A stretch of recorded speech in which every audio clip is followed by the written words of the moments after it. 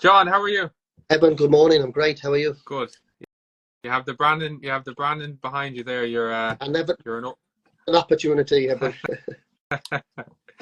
very good. John, I'm very excited to chat to you. We call this the 5 Minute Food Entrepreneur Podcast.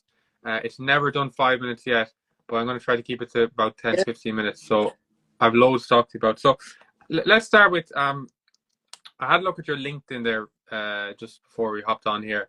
And when you have like the kind of work history and that, yeah, and it's quite an interesting kind of background you have. And right towards the bottom, there was that you owned a cafe or a restaurant business in Galway called Java John's. yeah, This that's is good. going Yeah, way back. Can we start with that? Tell me about that whole venture. yeah. I guess it was. I had previously, prior to Java John's, had quite a stressful job in terms of operations manager for an Eddie Rockets franchise. I think he had 14 restaurants at the time. I was overseeing most of them. They were split between the west and the south of Ireland. Um, good couple of hundred staff between all the restaurants, a couple of million turnover, etc. And I'd been on the road for about 5 years, and got to a point where I just decided one day, enough was enough. We had an amicable parting, and I decided perhaps I'd want to do something for myself. So I got an opportunity. Premises came up in Galway. I thought the premises may work. We had to gut the premises. It had been a creche. It was on Francis Street in Galway, opposite the Abbey. Yeah, So there's great footfall on the street. As it happened, footfall didn't really turn into customers, but that's another story. We gutted the building, and we kitted it out, and we came up with the brand Java John. deadly. But that unit, correct me if I'm wrong, has kind of had quite a bit of turnover since, right? Wow. It's been a challenge. Yeah, I think there's probably been 6 different eateries in that unit in 12 years. Wow. A very deceiving street, because from a football point of view, it's really busy. Yeah. I think the issue you have is it's an A to B street, and Yes. since the new bridge has been built there, which serves another purpose, it's diverted the footfall even further away, Right. passing the front door there. Now, obviously, I didn't have that issue at the time, but yeah, it was a very worthwhile experience doing Java John's. It taught me an awful lot, and you learn a great deal from things not being successful. There's a lot of talk in business about failure, but I don't see any stage of running a business or not keeping a business open as a failure. I think it's all a learning curve, and it's only those who are really not in business will term them as failures. I think entrepreneurs look at the opportunity and say, well, look, that didn't work, but I've learned X, Y, and Z from it, and that's going to educate me for the next time I do business. Yeah. And I think that was very much the case with Java John's. I was very excited to get it open. I think we did an unbelievable job at the brand. We had so many people come up and take photos of the brand and videos and send it all over the world, and comments and come in and ask us where the brand was from, where it originated, etc. They thought it was part of a franchise group. Yeah. But very quickly into the journey of opening Java John's, I realised that it wasn't for me. Without sounding funny, it was too small a project. Right. The fact that I was in there every day with a small number of staff, and Yeah. myself being very hands-on within the coffee shop just didn't work for me. I'd gone from running large businesses for over a decade to being very hands-on in a small turnover coffee shop, and quickly realised that it didn't satisfy me in terms of business. So I exited it at the first opportunity. Right. Very interesting. On that whole idea of entrepreneurship, and like you've done loads of stuff since business, which we will get into. Where do you think, like, there's that old adage of entrepreneurship is kind of, it's not made, it's born into you, that type of thing. Do you think, where do you think it comes from in you? Yeah, I certainly think that you're either born with it or not. It's not something you can really teach people. I think people either have a passion for it, or they don't. It scares some people. I've got many friends that say to me, "John, you're crazy. You don't stop. You go from the frying pan into the fire." And I guess you do. But the thought of sitting in a mediocrity standard job, well, it's nothing wrong with that. For many people, it just wouldn't satisfy me going to sleep at night. So I like to be on the edge of things. Yeah. I'm gonna jump ahead of a whole host of other stuff that you've done, but just talking about behind you there, what's for dinner? Can you tell me about that? I suppose how you got involved with that, and kind of a bit about where you're at and future plans and stuff. Yeah, well, what's for dinner was the brainchild of my now business partner, Jason Gallagher, who set up the business. It's actually 21 years now this year. And funnily enough, I was one of his first clients. I was running a takeaway myself, and we became one of his first clients.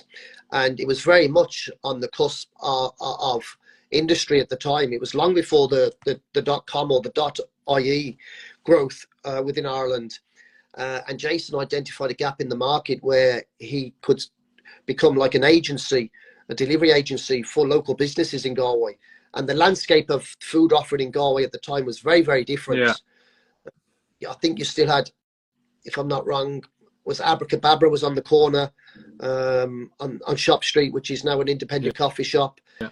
Eddie Rockets was on the corner of Eglin Street, was one of only 2 or 3 late night eateries that were open till 3 or 4 in the morning.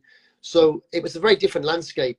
But Jason became an agency and ran a very successful business in Galway for about 15 years, which was limited to Galway.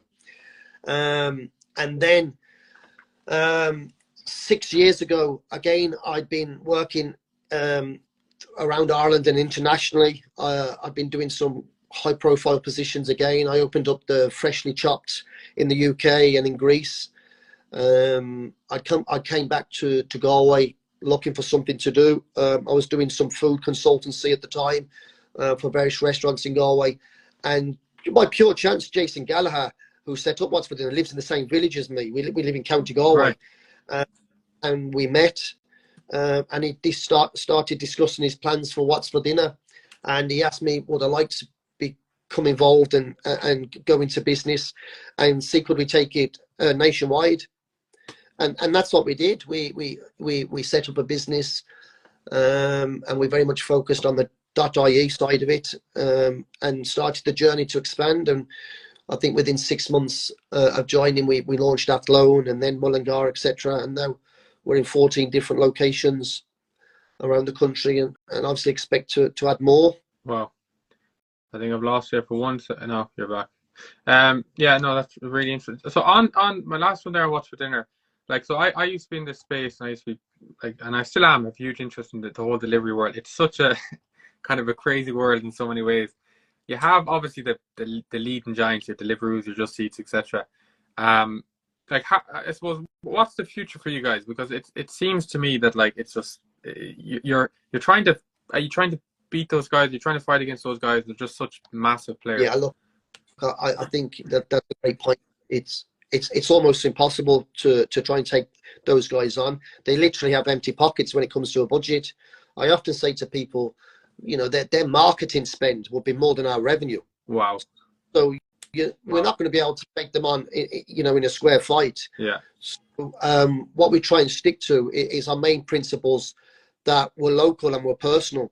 And Ireland's a very small country, so the pickings in the industry are small. But that also has advantages in the fact that people buy from people in business, as you know, yeah. Evan. And people get to know one another through business. We got to know one another through different forms of businesses. Now we're here this morning discussing this. But owners of businesses want to deal with somebody local, and they want to speak to somebody at the top of who's responsible for delivering their food. Yeah. The fact that every owner we deal with can speak to myself or Jason Gallagher 24 hours a day, and I literally mean 24 hours a day, because that's how encompassing this industry is. Mm. You know, let's not forget that many restaurants and eateries are open till 4 in the morning, and it's not unusual for us to get phone calls at 4 in the morning or 3:30 from business owners telling us they're changing their menu. You know, yeah, because they'll be working till they'll close up at 4 Yeah. o'clock, clean up 5 o'clock. By the time they get home, it's 6 a.m. Their working life might be till sleep until 2 o'clock the next day, and they're back in at work at 4 a.m. So they need to speak to us when the thought is in their head. So sometimes we're answering the phone at 4 in the morning. More often than not, now it comes through a WhatsApp message, because that's really how I like to communicate with people. But they have the phone number of myself and Jason to reach out to us at every moment and say, we want to change this. This isn't working. Something happened. Tell me why this is happening. Why have you messed up here? Or what happened with this customer? Or John, fix this. Don't be messing us around. Yeah. I'm going to ask you a very broad question now, but I'd be remiss not to ask you. You know, in terms of advice you would give to, I don't know, a young entrepreneur, you know, someone getting involved in business, is there any kind of, I'm sure there's loads of stuff you would say, but is there any one thing that kind of always stands out at you? I think the one thing that I would say is one thing I never hear from business people. And the most important part, which is your pre-journey of business, is to make sure your own personal well-being is in a good place, because your well-being is far more important than any business journey. And if you're not in a happy, satisfied place in your personal life, your business isn't going to be successful or worth doing.